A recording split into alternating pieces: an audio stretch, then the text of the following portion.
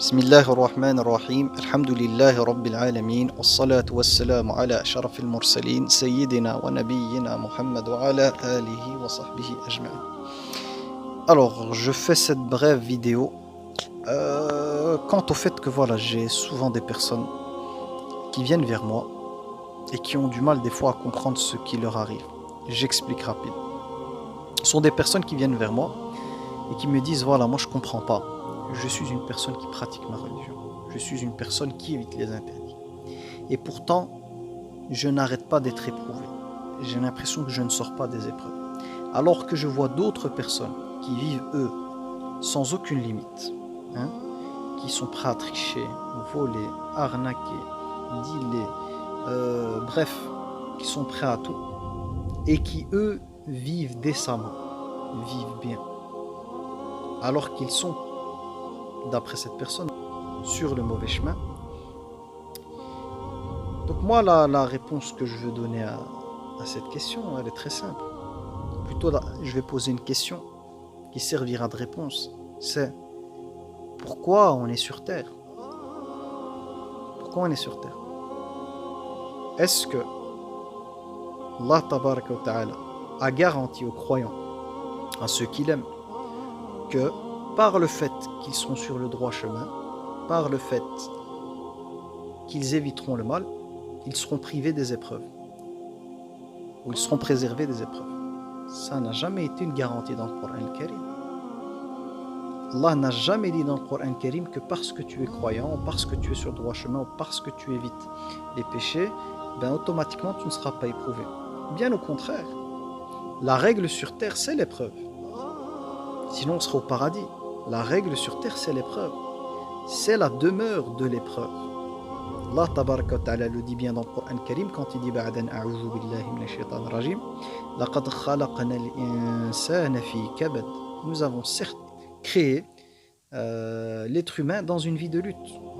Allah, en nous installant sur terre, il nous a installés dans une vie de lutte, de difficulté. Donc la vie, c'est une épreuve. Et d'ailleurs dans Surat Al-Ankabut, il le répète subhanahu en disant: les gens pensent-ils qu'on va les laisser dire nous croyons sans les éprouver, et que c'est par l'épreuve qu'on reconnaît les véridiques des menteurs? Donc l'épreuve est ce qui constitue, ce qui donne un sens à cette vie. C'est l'épreuve. Et plus tu auras de foi, plus tu seras éprouvé.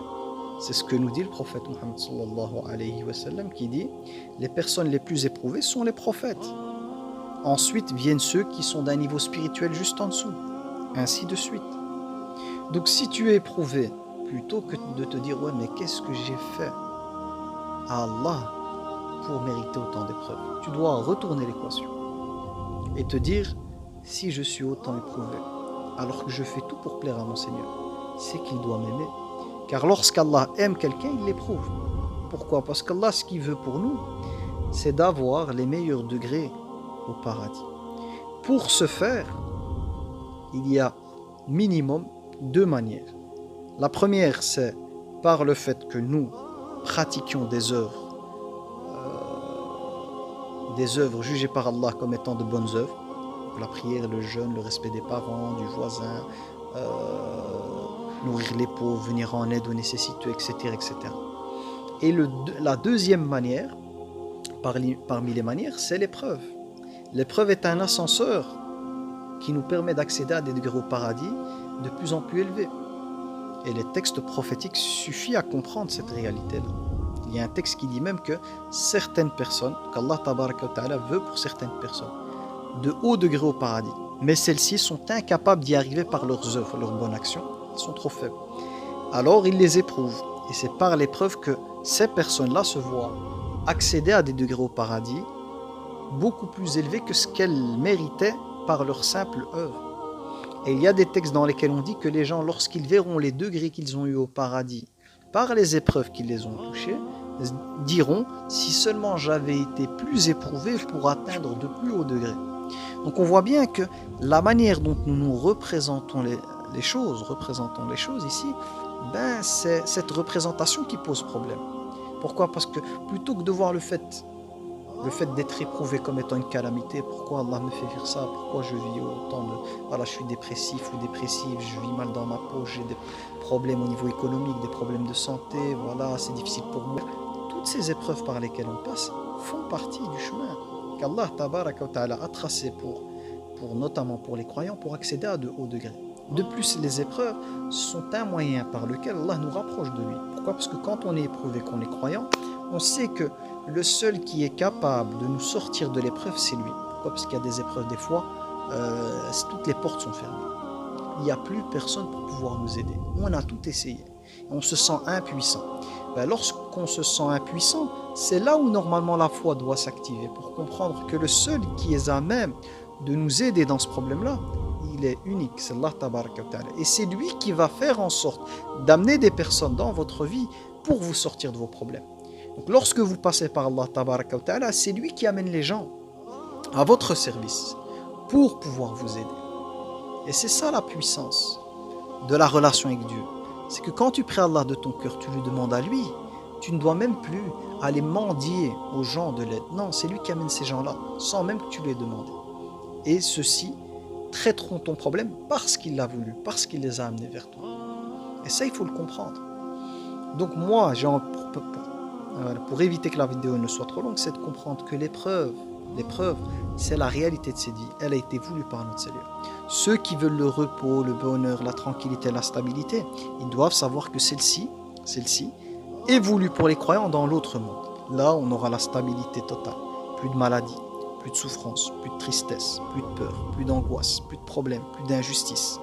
Toutes les tares de ce monde, c'est-à-dire toutes les choses négatives de ce monde, n'existent plus dans l'autre. Et l'avantage, c'est que l'autre monde, il est éternel.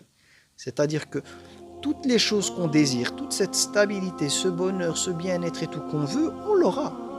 Pour ceux qui sont croyants et qui y croient vraiment, on l'aura dans l'autre monde, éternellement. Mais avant d'avoir accès à cela, d'abord, il faut passer par l'examen. Il faut d'abord passer sur terre par les difficultés, par les épreuves, qui, elles, ces épreuves, sont le moyen, d'apprendre à mieux connaître son Seigneur, notamment avec le cœur, de savoir c'est quoi la confiance en Dieu. Quand on parle de tawakkul, c'est-à-dire la confiance en Dieu, il faut le vivre. La théorie, c'est facile, on peut se remplir la tête. Oui, il faut faire confiance en Dieu, Dieu est capable de tout. C'est vrai.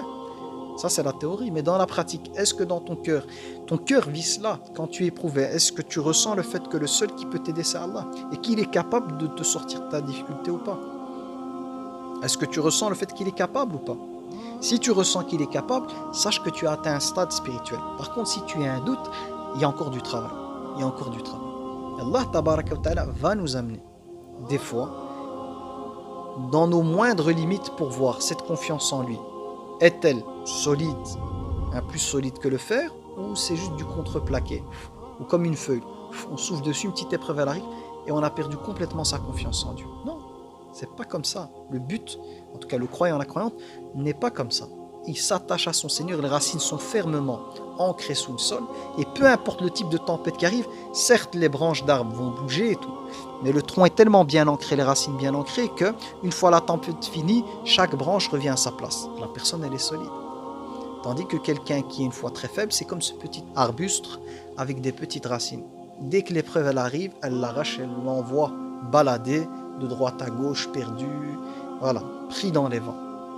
Donc je m'arrêterai là-dessus. J'espère que cela aura été suffisant pour comprendre un peu le fait que l'épreuve en réalité cache souvent plus de bien que de mal, contrairement à ce qu'on pourrait croire, et que ça fait partie de cette vie, et que l'épreuve est le moyen par lequel on peut augmenter sa confiance en Allah tabaraka wa ta'ala, on peut apprendre à le connaître avec le cœur, et c'est ce qui permet aussi d'avoir les plus hauts degrés au paradis. Subhanakallahumma wa bihamdika ashhadu an la ilaha illa anta astaghfiruka wa atubu ilayk.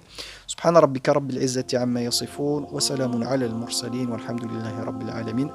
Je mettrai enfin un verset de Surat al-Baqarah qui parle de l'épreuve et de comprendre que ça fait partie des règles du jeu et que ceux qui l'ont compris et qui l'acceptent sont les gagnants dans ce monde et dans l'autre. وَلَنَبْلُوَنَّكُمْ بِشَيْءٍ مِّنَ الْخَوْفِ وَالْجُوعِ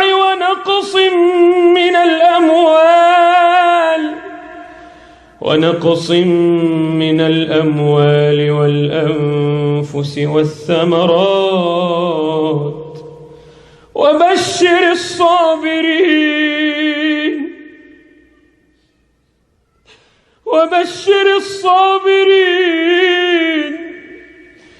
الذين إذا أصابتهم مصيبة قالوا إنا